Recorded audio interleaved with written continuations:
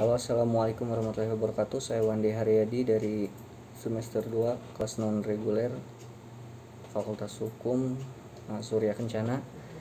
Saya ingin mempresentasikan bab pertama tentang hukum adat, yaitu ini tugas kelompok ya.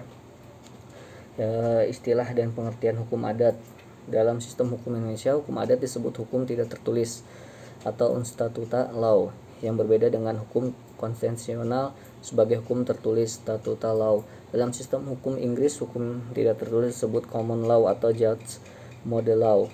Tidak dapat disangkali lagi di suatu negara pun di dunia ini yang tidak mempunyai tata hukumnya sendiri, betapapun sederhananya sebagai negara berdaulat mempunyai tata hukum sendiri yang bersumber dari pemikiran bangsa itu sendiri. Di Indonesia, jauh sebelum kemerdekaannya, bahkan jauh sebelum kedatangan bangsa Eropa ke bumi Nusantara, masyarakat hukum adat sudah mempunyai sistem hukum sendiri sebagai pedoman dalam pergaulan hidup masyarakat yang dinamakan hukum adat ya. Sampai dewasa ini, kalangan pemikiran hukum Indonesia masih dipengaruhi pola pikir yang berkembang di negara lain, terutama negara Belanda. Jadi dengan cara pandangan tersebut sudah tentu peraturan-peraturan yang disebut secara undang-undang akan semakin menjauhkan dari budaya bangsa atau masyarakat itu sendiri. Semakin terdesaknya hukum adat terjadi karena sikap a priori bahwa hukum adat tidak mungkin eksis dalam hubungan dunia internasional, di mana kalau dibandingkan dengan hukum tertulis yang dalam performansnya itu akan lebih menjamin kepastian hukum sekalipun tidak memberi rasa kesesuaian dengan keselarasan dengan pandangan serta nilai-nilai.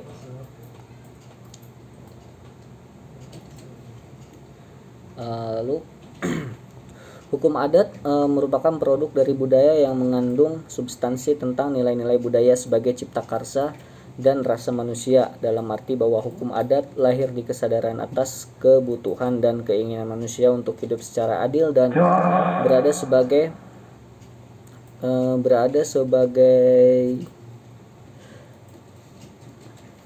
hasil kerja bersama kesepakatan ya, dan merupakan karya bersama secara bersama milik sosial dari suatu masyarakat hukum adat.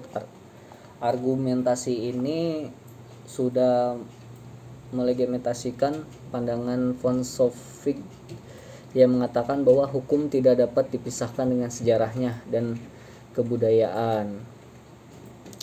Lalu setelah kemerdekaan, masalah eksistensi hukum adat menjadi persoalan yang mencuat ke permukaan dan tidak sedikit sarjana Indonesia melihatnya sebagai hukum interior. Akibatnya, sejak kemerdekaan Negara Kesatuan Republik Indonesia sampai sekarang ini, material struktur hukum Indonesia tidak jelas.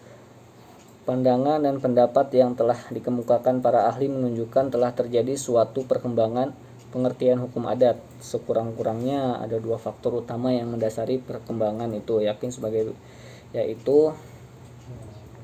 yang pertama, fungsi dan kedudukan hukum adat dalam pembinaan hukum nasional. Yang kedua, hukum nasional yang dalam pembinaan harus berdasarkan kepribadian atau kebudayaan bangsa Indonesia.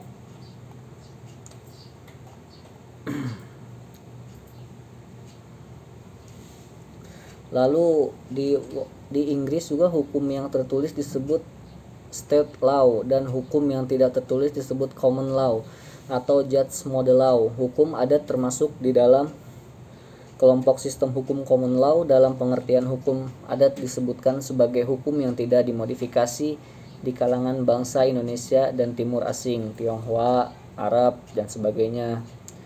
Istilah hukum adat itu yaitu adat reach itu bukanlah istilah yang diberikan oleh bangsa Indonesia sendiri, melainkan diciptakan oleh C. Souk Hortronze pada zaman kolonialisme. Istilah tersebut diciptakan berdasarkan hasil penelitiannya pada masyarakat Aceh. C. Souk Hortronze 1891 sampai 1892 ketika melakukan penelitian di Aceh menggunakan istilah adrecht yang diterjemahkan sebagai hukum adat. Istilah tersebut semakin populer ketika Van Vollenhoven menggunakan istilah hukum adat sebagai yang terbaik dan dijadikannya sebagai pusat perhatian sehingga menjadi ilmu pengetahuan hukum adat.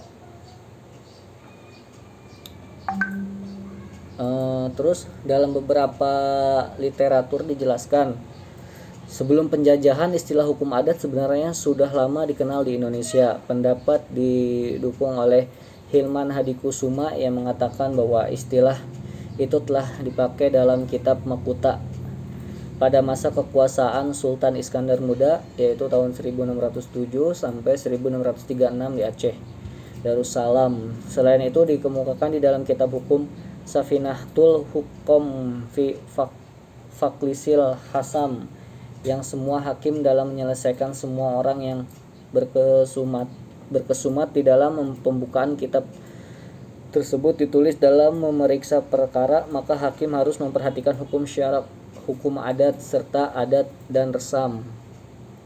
Dalam literatur perkataan, adat adalah suatu istilah yang dikutip dari bahasa Arab yang dalam bahasa daerah manapun dalam bahasa Indonesia tidak asing lagi. Di dalam bahasa Arab, perkataan adat selalu terjadi. Selain itu, ada yang menyebutkan berasal dari kata urf. Dengan kata urf dimaksudkan adalah semua kesusilaan dan kebiasaan Indonesia, peraturan-peraturan hukum dalam yang mengatur hidup bersama. Namun Van Dijk secara tegas menolak pendapat tersebut dengan mengatakan bahwa hukum adat dan hukum kebiasaan berbeda.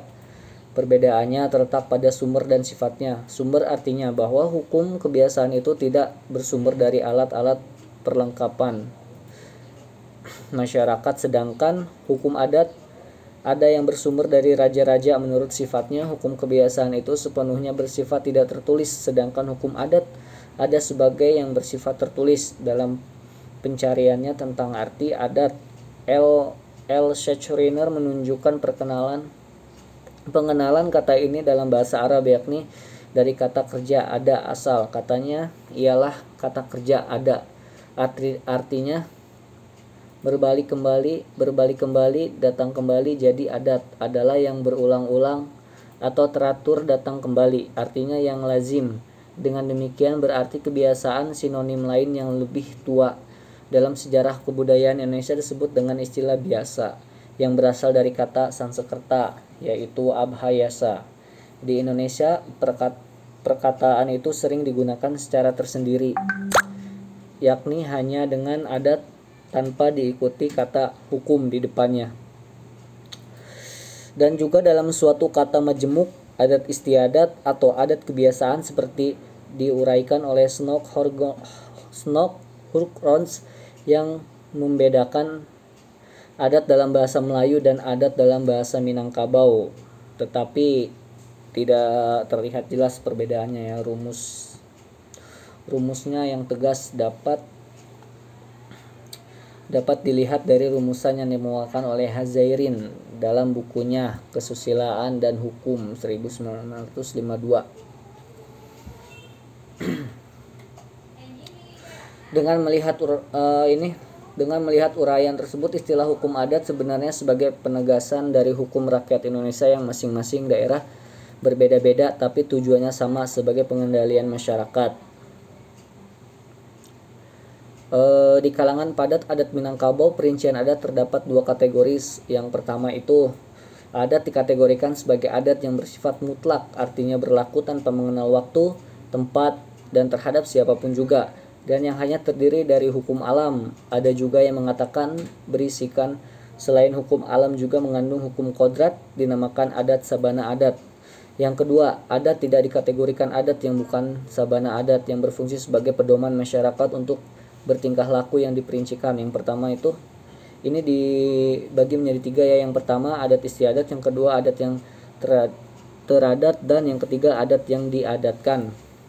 Ketiga kategori ini adalah istiadat yang teradat dan adat yang diadatkan, berfungsi sebagai pedoman untuk bertingkah laku baik yang berlaku untuk seluruh alam Minangkabau, atau dalam kurung adat istiadat, atau pedoman bertingkah laku sebagai berulangan tingkah laku yang tetap dan berulang mengenai suatu persoalan adat dan berlainan tempat adat yang beradat, serta karena keadaan dan perkembangan atau perubahan masa dirasa perlu untuk diterima sebagai adat atau adat yang diadatkan. Sekian dari saya penjelasan untuk bab pertama. Assalamualaikum warahmatullahi wabarakatuh.